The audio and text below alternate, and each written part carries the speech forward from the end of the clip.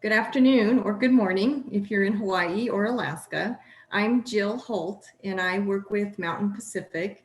It's my great pleasure to welcome you to the Wyoming Department of Health sponsored in collaboration with Mountain Pacific uh, minimum data set webinar. Specifically, we'll be talking about significant changes. I'd like to first start out by introducing Tim Kozad. He is a nurse with the Office of Healthcare Licensing and Surveys for the Wyoming Department of Health. He's also the lead long-term care surveyor and the state resident assessment instrument coordinator. So Tim, I'd like to turn it over to you. Thank you, Jill. I also have the pleasure of introducing somebody. Today I'm going to introduce our presenter, Jane Belt, RN, MS, RAC-MT, RAC-MTA, QCP, lots and lots of initials following her name. Jane is a curriculum development specialist for the American Association of Nurse Assessment Coordination. Having been involved in long-term care for more than 40 years, she served as a gerontological clinical specialist, a director of nursing, and a nurse consultant.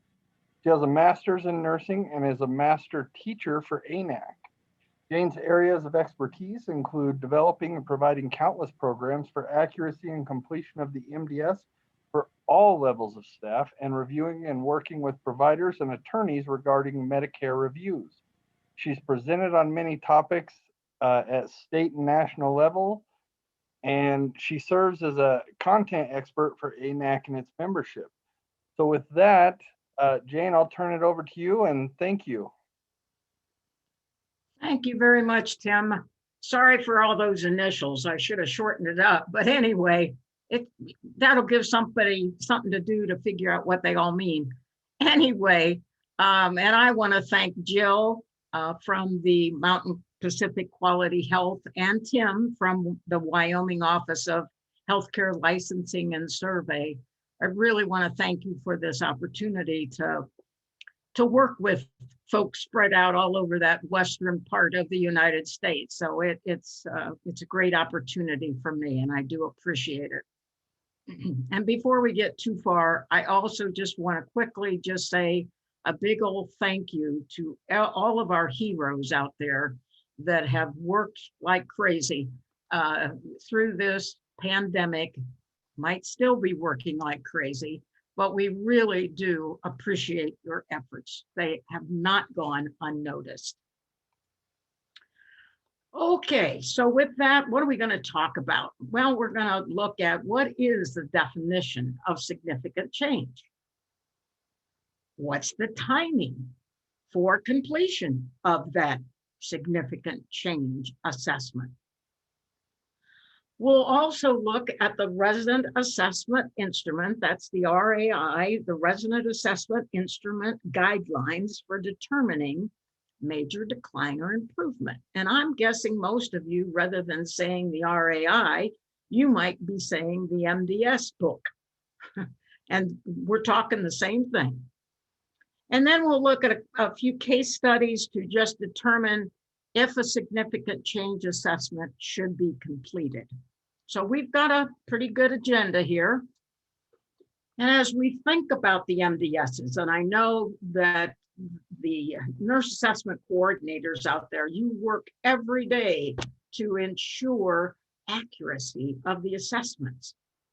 And that accuracy comes from the federal regulation, which is F641, which it says the assessments must be accurate and they have to reflect the resident status as of the assessment reference date, or the ARD.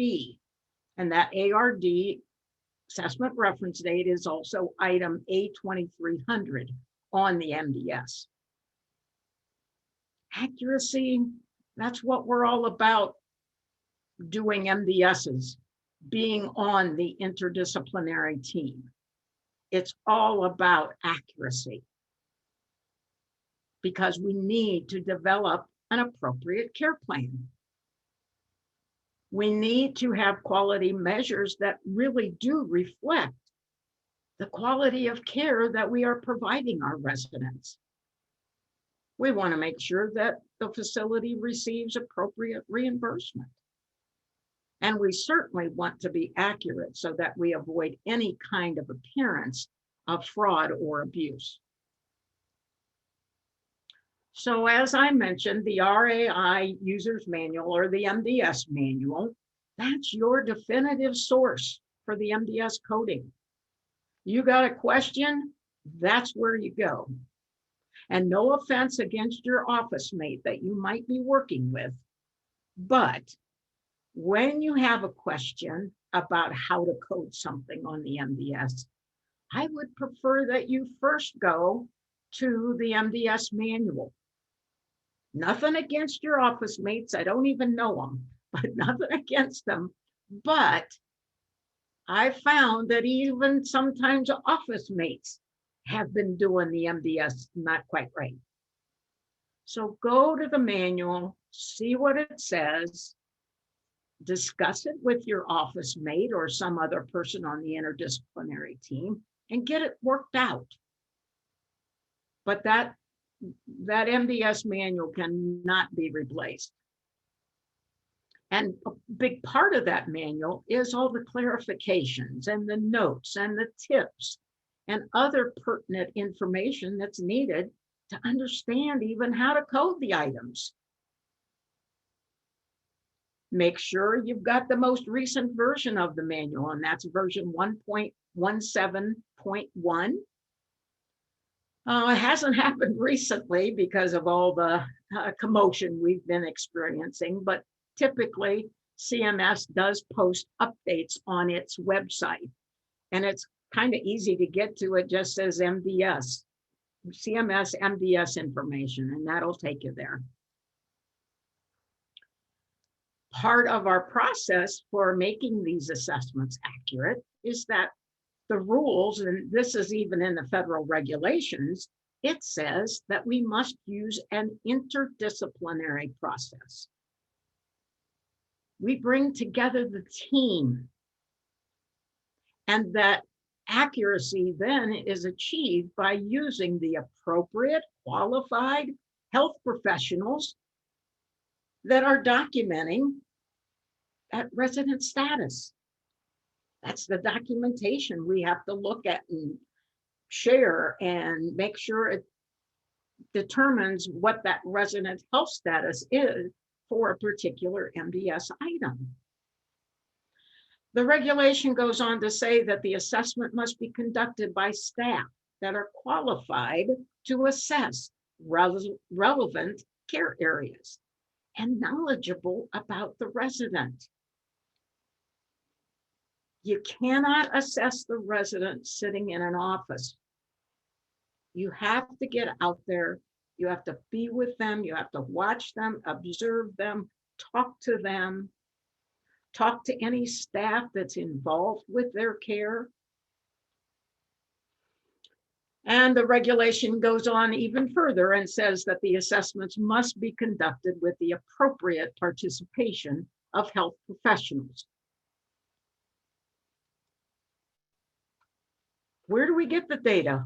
Well, you can look everywhere you can look, basically. And again, the MDS manual tells you where you can look. That you can talk to the family, or you can talk to a responsible party, talk to the resident, talk to a hospital person, talk to people on other shifts. It tells you where to go. The big thing we have to remember as we're looking at information and collecting it is, what's the time frame? What's the time frame of that look back period? Every item on the MDS has a look back period, and that is determined by the assessment reference date. I call that the timer for your MDS. Typically, most items on the MDS do have a look back period of 7 days. And a lot of times that isn't even printed on the MDS because there's this big bold thing on the MDS that says it's look back 7 days unless another time frame's indicated.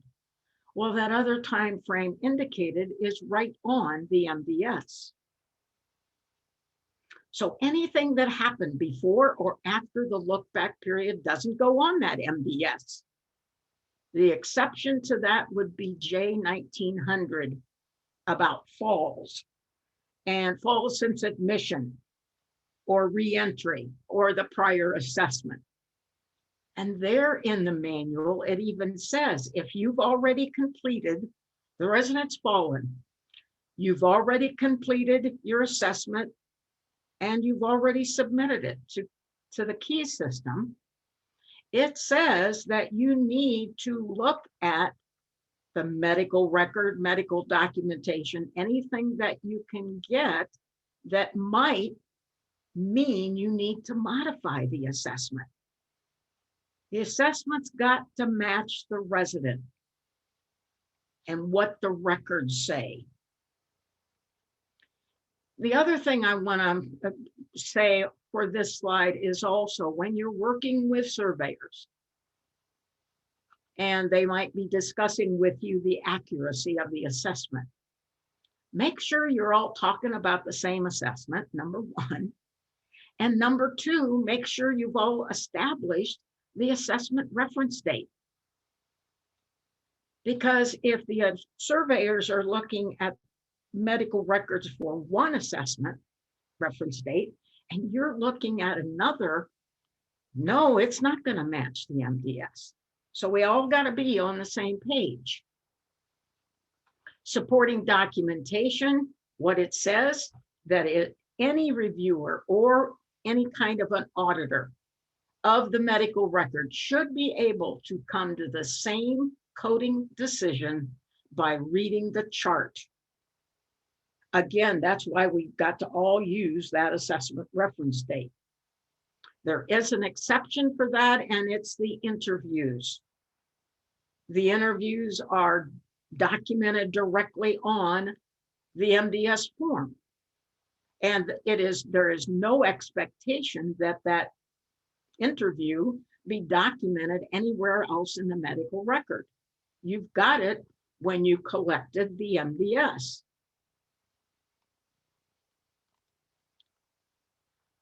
The resident assessment instrument process came about with the Omnibus Budget Reconciliation Act of 1987. And I know by looking at my hair color, you will not be surprised that yes, I was out there when the very first MDS was done. So, but what it says in the requirements is that the residents must be clinically assessed using the MDS within 14 days of admission, quarterly, annually, when a significant change in status occurs, when an uncorrected significant error is identified in a previously completed MDS. So in item A0310 on your MDS type of assessment, good old significant change in status is coded 04. And those of you that know the MDS inside and out know that significant change in status assessment is a comprehensive assessment. And when you hear the word comprehensive, that means that the process includes the care area assessment or the CAAS. And obviously we have a shorter amount of time to cover all we need to cover. I'm going to give you the highlights, do not fear. But if you need more details, more explanation, it definitely is in your MDS manual, pages 2-22 to 2-29. And what does it say? Well, it says significant change is required when the interdisciplinary team determines a resident meets the significant change guidelines for either major improvement, major decline. It can be performed anytime after the completion of an mission assessment. Mission assessment is always first.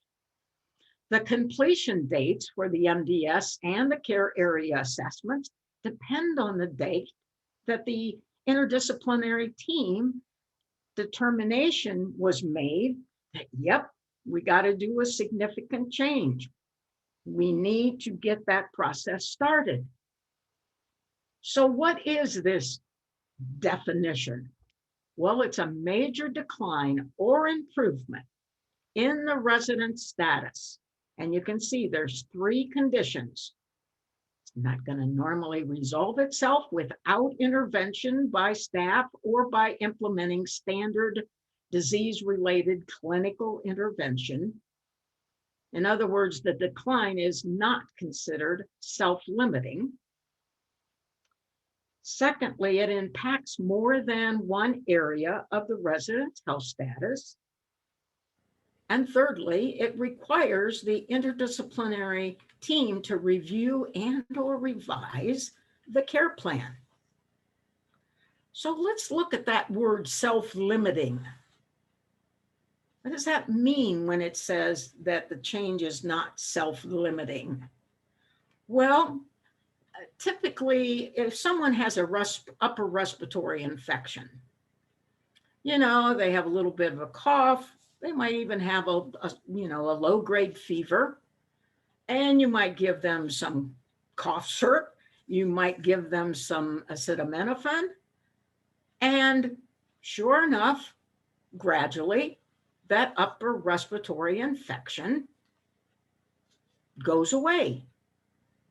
But remember, we did initiate interventions that were disease specific.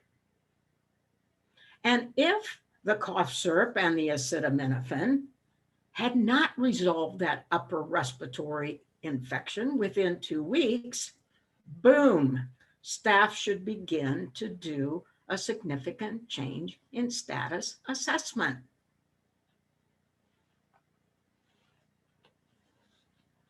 So when we look at some tips for determining this significant change in status, you know, if it's not clear right away that a resident status change meets the guidelines, the team can take up to 14 days to make the determination. So it's not like, oh, they got a cold one day, I got to do a significant change the next. No, the team has 14 days to make that determination. If then the condition does not return to the resident's baseline status in 14 days, then a significant change determination needs to be made, and we need to get it scheduled within 14 days of that determination that it's going beyond their baseline status. So let's make sure we've got some important points here that we got to get in our mind, that when determining significant change, it's a decline in more than one area or an improvement in more than one area. That's a significant change. It could be a change in more than one area within the same domain. And my best example of that is in the domain of the activities of daily living. You could have a resident decline in bed mobility, they might decline in eating. I've got 2 declines in one of that same domain. And if that lasts 14 days, we've got to do a significant change in status assessment. Now, if you have a decline in one area and an improvement in another, well, they kind of balance each other out, and no assessment is needed. I might be tempted, though, to put a note in the medical record that the team did discuss that the resident declined here, but they improved here, and that no significant change in status was needed at this time. Anybody that's a newbie, you haven't been pulling your hair out for a long time determining the schedule. Well, I always, when I'm teaching and helping new folks, I always have the pages 2-16, 2-18 real handy. And they're right from the RAI manual, and it lists down the left-hand side all the different types of OBRA assessments. And then, as you can see, it tells you really everything else you need to know about time frame and completion dates. What's the code for the assessment? When do I have to set the assessment reference date? What's my 7-day look back, my 14-day look back? What's the MDS completion date? The CA completion date, the care plan completion date? And how soon does it need to be submitted and accepted into the federal repository or the key system? And if you really want to look up the regulation, they even reference that in the regulations. The far right column tells you what assessments you could combine with, in this case, significant change. Could be combined with any OBRA or a Part A PPS discharge assessment. So when are we going to say, yes, we need to do this significant change?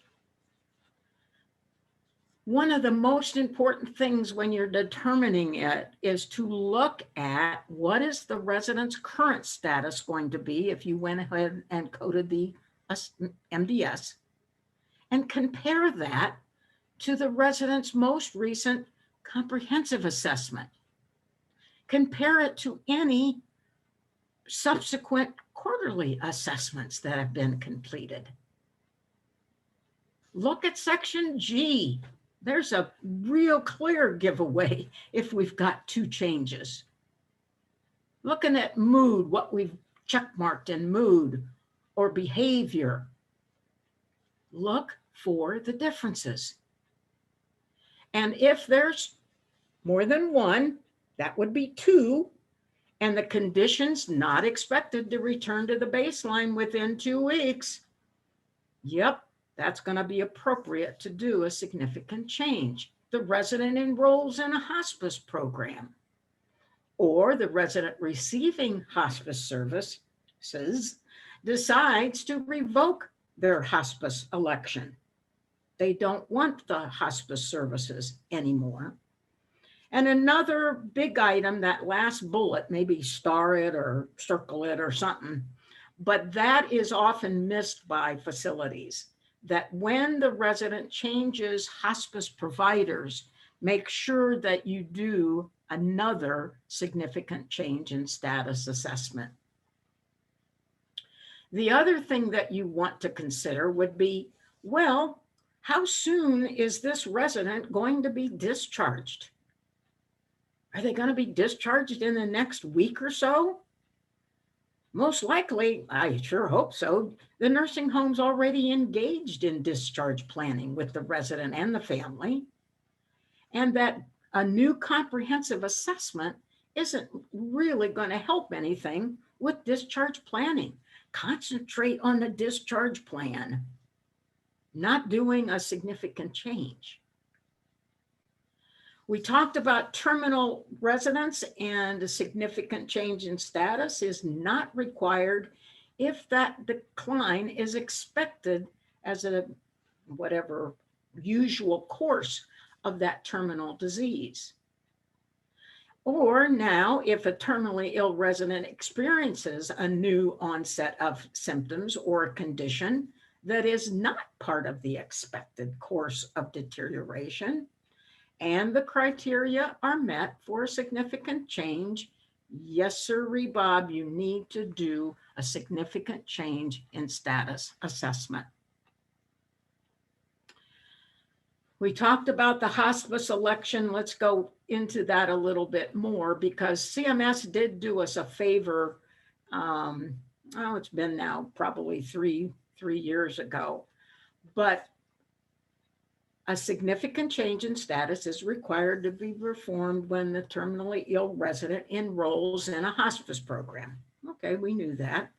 And that hospice is either Medicare certified or it's a state licensed hospice provider. Or I've mentioned a couple times, they change hospice provider and they remain a resident in your facility. Well, yes, a significant change in status must be completed regardless of whether an assessment was recently conducted or not. The ARD, that assessment reference date, must be within 14 days from the effective date of hospice. There is in the hospice documentation a certification of terminal illness and a date when hospice was elected. Make sure you know where that is, because the regulation goes on to say that if the resident is admitted on hospice, yes, you're going to complete the admission assessment and you're going to capture hospice in item O0100K. And completing an admission assessment followed by that significant change in status isn't required unless they elect the hospice after the ARD of the admission assessment. So when the hospice election occurs after the admission assessment, ARD, but prior to its completion, you can, as a facility, choose to adjust the assessment reference date to the date of hospice election and then complete only the admission assessment instead of doing two. So that was a nice update. Now, if significant change is, we know it's required when the resident is receiving hospice services, but they discontinue or they revoke those hospice services. Again, the ARD for that significant change must be within 14 days of either the hospice revocation, the expiration date on the certification of terminal illness, and that's a clearly defined document in hospice medical records, and or the date of the physician's or medical director's order states that the resident is no longer terminally ill. And just like we could do with the election, if they discontinue and the resident, they're admitted on hospice, but they decide to discontinue it prior to the assessment reference date, then you should complete the admission assessment, check the hospice care item in O0100K, and an admission assessment followed by a significant change is not required. Now, if the hospice revocation occurs after the admission assessment ARD, but prior to its completion date, you can choose to adjust the ARD to the date of the hospice revocation so that only the admission assessment would be required, no significant change. Now, when you're trying to look through records and determine if this resident had a significant change or not, if there's only one change, the staff may still decide that the resident would benefit from a significant change in status assessment. In that case, though, the nursing home staff must document, doesn't say maybe, it says must document the rationale in the medical record for completing the significant change in status that does not meet the criteria for completion. So why did you decide to do it? Now, please remember, when we're talking about significant change in status, that is totally different from a significant error. A significant error is something that, the facility did. The significant change is in the status of the resident, their health status. And it's not incorrect coding of the MDS.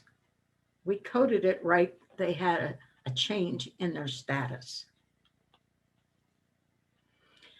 There's this other little item about the PASSAR, the pre-admission screening and resident review process. And we know that that is it's really a state required process for individuals with mental illness, intellectual disability, or a condition related to intellectual disability that may require special services. Now, when a significant change in status assessment is being completed for a resident that has known mental illness, intellectual disability, or a condition related to that intellectual disability, then a referral to the state mental health or intellectual disability authority must be notified for a possible level 2. Because resident gets into the facility with the level 1. If in fact we've then determined that they have mental illness in that little list there, then we need to make sure that they can stay there. Not every facility can deliver the specialized services that a level 2 PASSAR would require. Those might require specialized services in a particular facility that is appropriate for the resident. So again, we'll go through this list, but please do not say, well, it wasn't on the list. We don't have to do a significant change. It's only indications. It's not all inclusive. So decline in 2 or more of the following: their decision-making ability has changed. A mood item not previously reported in section D or on in their PHQ-9, their patient health questionnaire. You notice increase in symptom frequency there, or an increase in the number of areas where behavioral symptoms are either being present or the symptoms more frequent. That's in section E. Either one of those could be, you could have a decline in mood, you could have a decline in behavior. That would be a significant change. Changes in the frequency of severity of behavioral symptoms of dementia that indicate a progression of the disease process since the last assessment. Again, that's why comparing assessments is so necessary. The decline list goes on. Any decline in an ADL physical functioning area where a resident is newly coded as extensive, total dependence, or activity did not occur. And that's since the last assessment in section G. And it's not reflecting just normal fluctuations that we all have in our everyday functioning. It's beyond that. Another decline in incontinence pattern changes, or there was a placement of an indwelling catheter. The residents experiencing an unplanned weight loss problem, 5% change in 30 days or 10% change in 180 days. The list of declines goes on. The start of a new pressure ulcer at a stage 2 or higher, a new unstageable pressure ulcer or injury, or a new deep tissue injury or worsening in pressure ulcer status. So that's really combing through section M and looking at how were they coded before, how are they going to be coded now. The resident might begin to use a restraint that they've not used before, or they have a condition or a disease that they now seem to be unstable. And you can a lot of times tell instability by the number of physician orders, calls to the physician, calls to the nurse practitioner. Now, when we think about improvement, basically you can take those 3 or 4 slides that we just went through and flip them the other way. so that it could be an improvement in 2 or more ADL physical functioning areas. And now the resident's newly coded independent supervise or limited assist. A decrease in the number of areas where behavior symptoms are coded as present, or the frequency of the symptom decreases.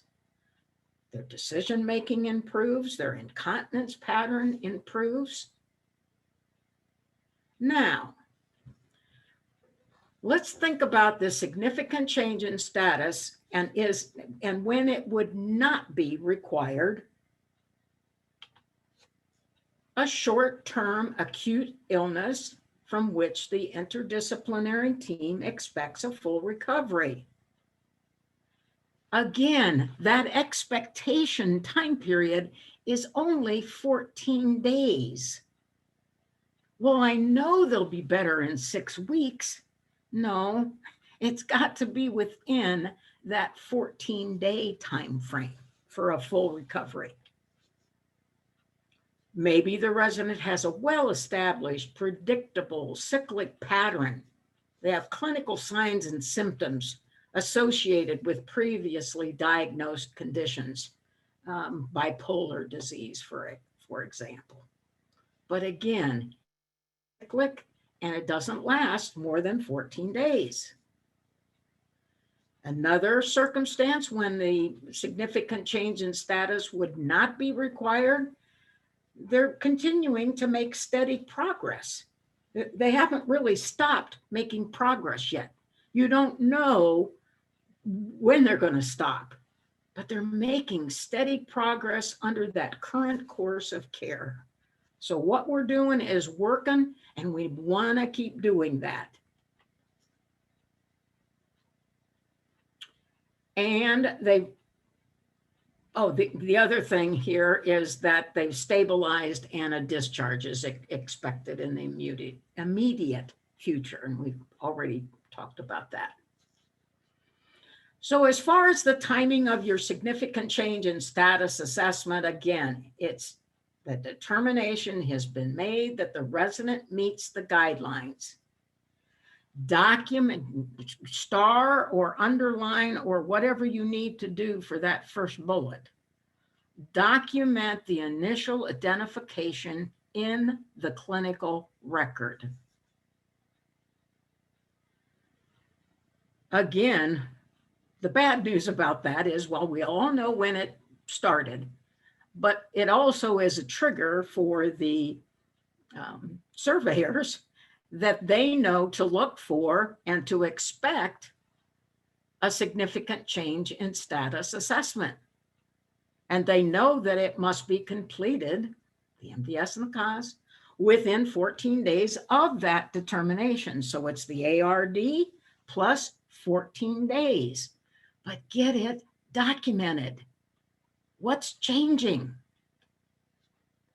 As far as the timeline, the ARD must be set less than or equal to 14 days of determining the need, and the care area completion and the MDS completion dates must be no later than 14 days also after determining the criteria for a significant change.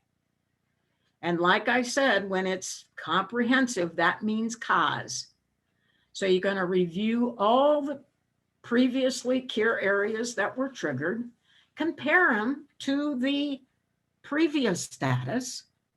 And if the COB process indicates no change, then the prior documentation for that particular care area may be carried forward. And that's what you would be putting on the section V, where you indicate you're proceeding to the care plan and where that documentation is located. Well, that might be a CA that you completed 3 months ago on a previous annual. The nursing home should specify where the supporting documentation can be located in the medical record. I should be able to go to the medical record, find it without having to sort through multiple pages or screens of the medical record. Now, the impact of this assessment, the significant change on your assessment cycle, well, the dreaded words, it resets your OBRA cycle. And that means your timing and scheduling. So that your next OBRA, once you do the significant change, will be a quarterly within 92 days after the ARD of the significant change in status. The next comprehensive OBRA assessment would be scheduled within 366 days after the ARD of that significant change in status. So if we think about the normal assessment cycle for our OBRA assessments, we've got our 4 assessments, the comprehensive and then the 3 quarterlies. And we know that typically there's 92 days apart, no more. And we know that the whole cycle is 366 days. Now, if during our little cycle, everything's going along real smoothly till somewhere between the 2nd and 3rd quarter, the resident experiences a significant change in status and we need it to do a new assessment. Well, that's going to make that calendar that you're looking at on your screen basically go away. There's not going to be a 3rd quarterly. Perhaps your next assessment, and it's kind of hard to put it all in diagrams, but it might not be your next assessment could actually be a quarterly. Or it could be the comprehensive. Because let me go back. You were here, you had a significant change. That ruled out the quarterly. We're now going to do a comprehensive. And then we'll start our cycle over. So let's think about something here. On my little calendar on February the 4th for a resident in our facility, hospice was elected. So on the very next day, being timely as we are, we set the significant change in status assessment, ARD, for the 5th. Pretty good, timely. But then the resident expires on the 14th day of the month, but 1, 2, 3, 4, 5, 6, 7, 8, 9 days after we set the ARD. What are we going to do? We're going to do that significant change in status because they elected hospice? No, it's not required. But are you going to write a note? Please, please do, so that we won't have any confusion about why didn't you do the significant change in status? They elected hospice. Make it clear. Here we've got a resident admitted to the nursing home from the hospital. The team determined that a significant change in status has occurred. The ARD was set and the significant change in status was completed within the 14-day window. On day 16, the resident elected hospice. What are you going to do this time? Talk among yourselves if you want to. I don't care. I can't hear you. In this case, there was more than 14 days. Yes, we have to do that significant change in status because the resident elected the hospice benefit. So when we think about survey implications, here we've got a resident, 88, originally admitted to the nursing home December the 17th. They had to go to the hospital on December the 23rd. Returned to the nursing home on December the 25th. During the first 4 weeks of their stay, this resident experienced severe, meaning 16% unplanned weight loss, and they also are now exhibiting a small, unstageable pressure ulcer to the buttocks. What are you going to do?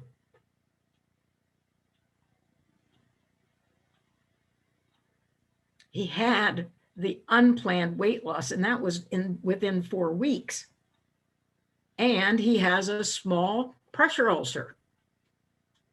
I'm thinking that we better do a significant change in status. And I would want to get started right away and not wait 14 days, because this resident has a severe problem that we need to get interventions in place. Here we have a quarterly MDS ARD of July the 18th. The resident was cognitively intact, minimal depression, no behaviors, just needed limited assistance with her ADLs. She had no weight loss or no weight gain. Her annual, which was the next assessment that was due, reflected the resident needed extensive assistance with her ADLs. She had changes in bed mobility, transfer, dressing, eating, toilet use, personal hygiene, bathing, and bowel and bladder. And by the way, she also had a fall on 10/11, and she was using her wheeled sit-down walker, but now that's affected her condition, and now she feels like she needs more help. Very typical response after a fall. During the interview, and this would have been with the state surveyor, the MDS coordinator stated the significant change was not completed because the facility expected her to return to her baseline level of care. Really? You think that's all going to happen? And whoops, I'm sorry, I went the wrong way. Do you think that's all going to happen in 14 days? I don't think so. Need to do a significant change in status. And just some other citations, which you really can read as probably maybe more quickly than I do. But the citations in the survey were based on didn't do the assessment when they entered hospice, the level, PASSAR level 2, did not have a significant change assessment completed, where they were admitted to hospice.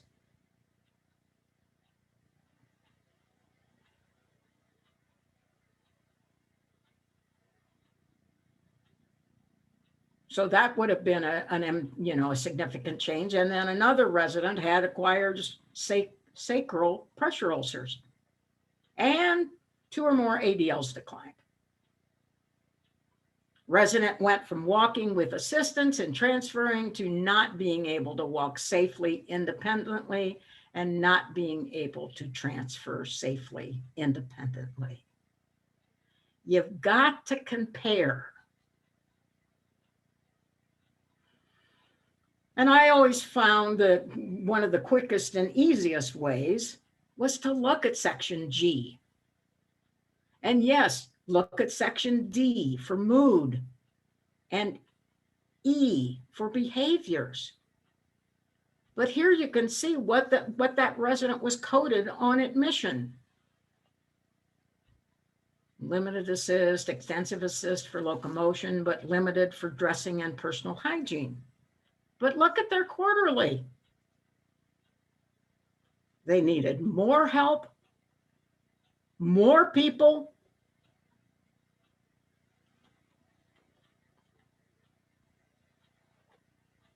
They needed more help with everything. Here's another, the annual. Dressing was supervised after setup, toilet use, same thing. And on the quarterly, whoa, Nellie, they had declined. that now dressing, they needed extensive assistance, same with toilet use, and they also had developed 2 stage 2 pressure ulcers.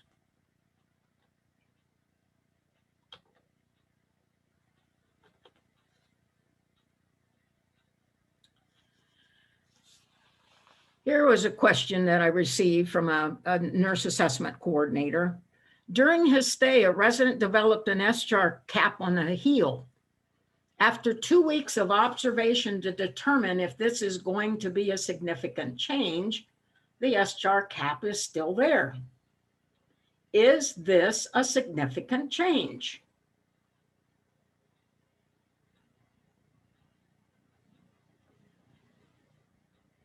Talk among yourselves.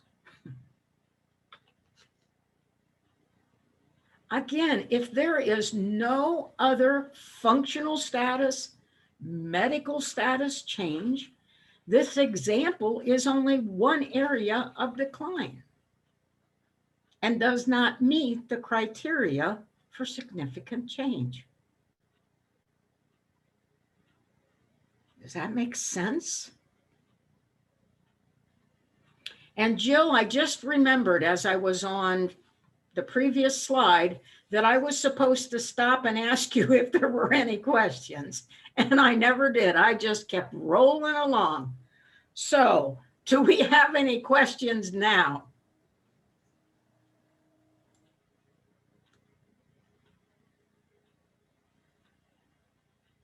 Looks like you're... Yeah, yes, you do have some questions in the Q&A, Jean. Okay, let's hear one.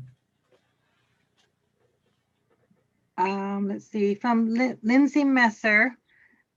She asked, unless the resident has a pressure ulcer above a stage 2 or 2 stage 1 pressure ulcers, I guess she was asking during that time when you were talking about it. And she goes on to say, then you don't have a decline, then you don't have to have a decline in another area to qualify for SC? So, okay, so there was, if I'm following, this resident had 2 stage 1 pressure ulcers. Yes. So it wasn't decline in 2 of the areas. And I guess my question would be, and what I would want to make sure, because I know a surveyor would probably ask, what makes you think those stage 1s aren't going to go to a stage 2? And again, you've got 14 days. Man, I would work like crazy to try to get those red areas not to be red anymore. And then you're right, no significant change. You've got 14 days. Use them. Be aggressive with your interventions to try to prevent that decline, if at all possible. But, you know, by itself, 1 and 1, you know, 2 stage 1s technically do not meet the definition of significant change. But I'm thinking that could cause some problems in a survey just because they didn't heal within 14 days. And gee, what are we doing? You know, and what interventions did you put in place in those 14 days that you had to determine the significant change? Did you change? What did you change? Did nutrition look at her intake? Is she on a, you know, is she moving on her own? Does she need help? Is the help provided consistently? And if it's not, we know those pressure ulcers are going to get worse. So it really is looking at the whole scenario and saying, okay, what can we do in 14 days? And what can I get on my care plan and put into place to reduce the risk of those getting deepened? Okay, so these other people, I guess, are responding to, you know, what you were just saying. So one person is asking, So is a stage 2 mandatory for a SCOS? And the other one is, so if I only have one stage 3 or unstageable, then I don't have to do a significant change because it is only one area? And again, by letter of the regulations, that would be true. But in my mind, if that resident has a stage 2, and particularly with a stage 3, are you sure there's no change in their walking or their turning or there's no change at all? Why did it develop? Are they not eating? Are they not drinking? Really look at all the possibilities of why is there only one? That seems kind of funny.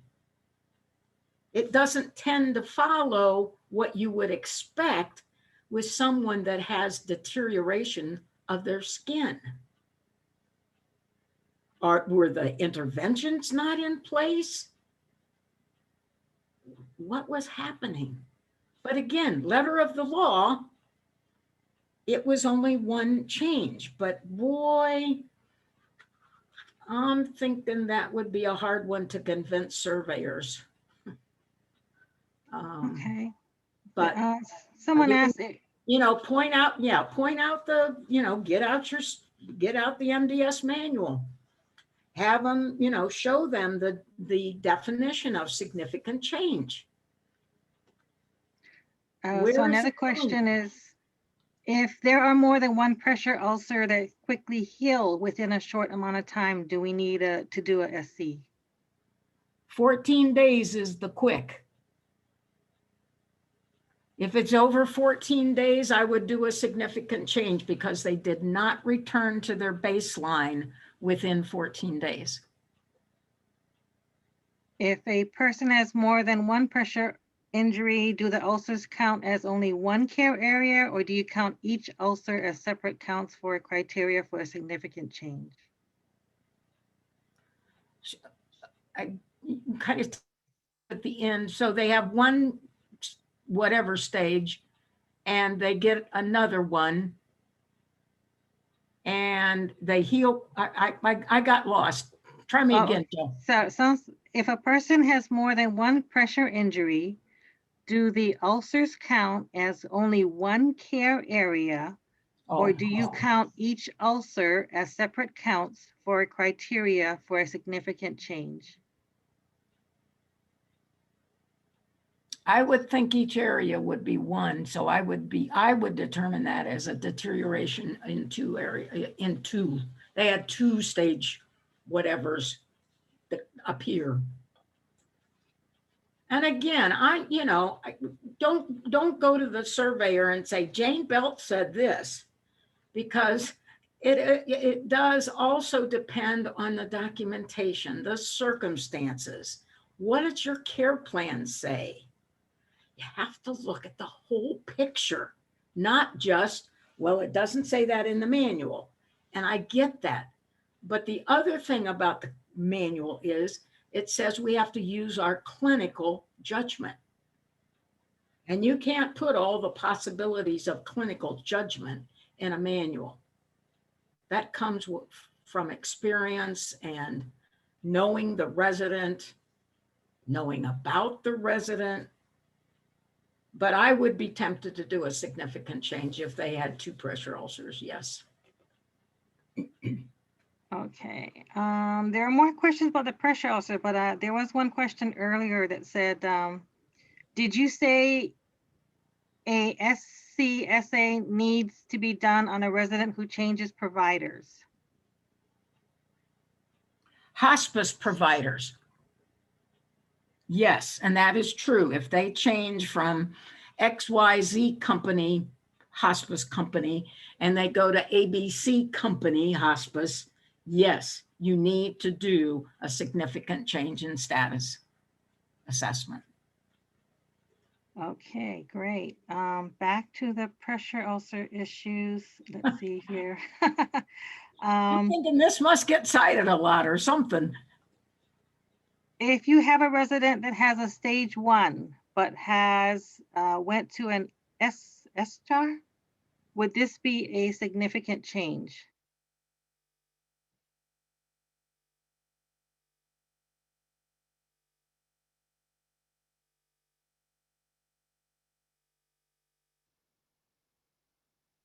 Oh, Jane, did you freeze? I didn't freeze, but it looks like you're on mute. Okay, can you hear me? I can hear you. Can you hear me? Yes, I can hear you now. Okay. Okay. Did you hear the question? I heard that they had a stage 1 and something else. But it went to an SCHAR. I'm not sure you pronounce it. SCHAR? SCHAR? ES. Okay. Would this be a significant change? Ooh.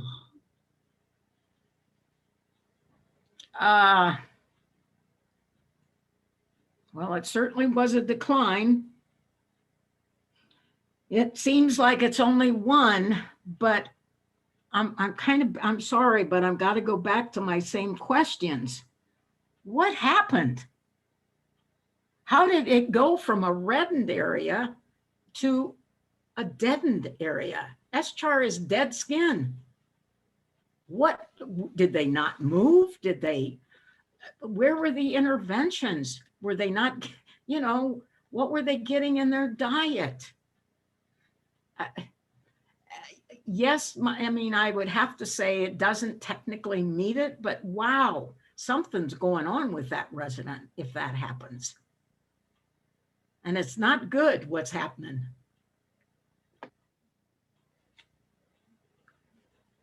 Okay. Next one says, say a significant change in status was noted during the same period of an upcoming annual. Would the SCSA be needed, or because the annual is a comprehensive, would you continue with the annual MDS? No, the significant change always wins. So if that case, if it's almost time for the annual and you've met the criteria for significant change, do the significant change. Okay. And that is in the manual. Yeah, I didn't make that up. Okay. Let's see.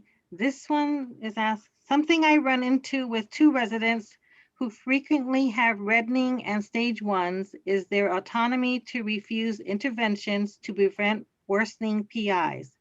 I have care planned the heck out of these situations. And of course, we continue to attempt changes with dietary, nursing, and support staff when resident will allow.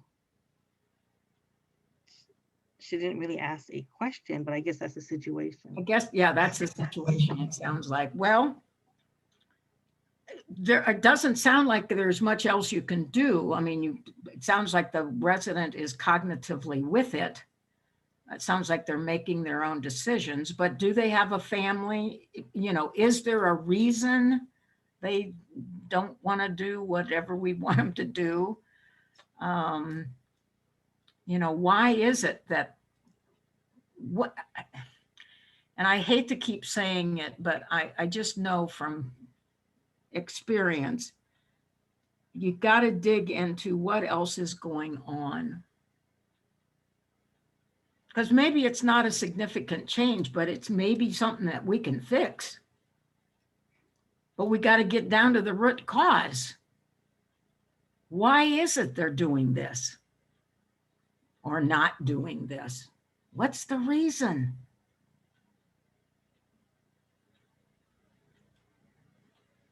Terrific. Thank you so much, Jane. That looks like that was the last question.